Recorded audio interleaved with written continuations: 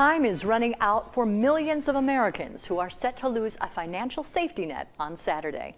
Good evening, I'm Kristen Estes. Thank you for choosing Lakeshore News tonight at 6. Federal unemployment benefits for more than 1.3 million people are set to expire this weekend. Lakeshore reporter Hillary Powell has been in touch with United States Secretary of Labor Thomas Perez and joins me now with more about the financial deadline. Hi, Hillary. Hi, Kristen. That's right. I attended a phone press conference with Secretary Perez today, and he says this is the wrong time to cut off a critical lifeline for struggling Americans. The national unemployment rate is 7%, and Indiana's is even higher at 7.3%.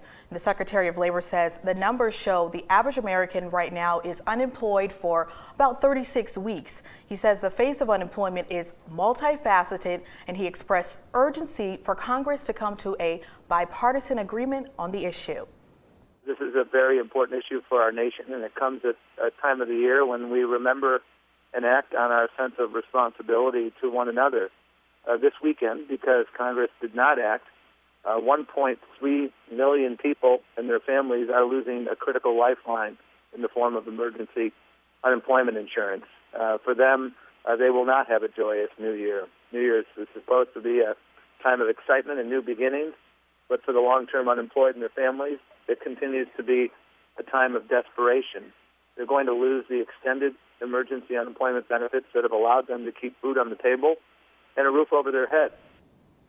Though the future of unemployment benefits is still in limbo, the need for unemployment benefits locally continues to swell. The Department of Labor reports nearly 1,500 new claims of unemployment were filed in December. State officials attribute the filings to layoffs in the construction and manufacturing industries. Hillary, I'm curious, why is this deadline, what makes this deadline, I guess, unique from other deadlines? Well, the Secretary said it's unique because not extending the employment compensation program would be a precedent for Congress. So he's saying that the current program was launched in 2008 under President Bush. Right, so this isn't an Obama program. It's something that's already been in place for some time. Correct, and it usually has bipartisan support, even though it's been extended multiple times. Usually it's been a bipartisan agreement.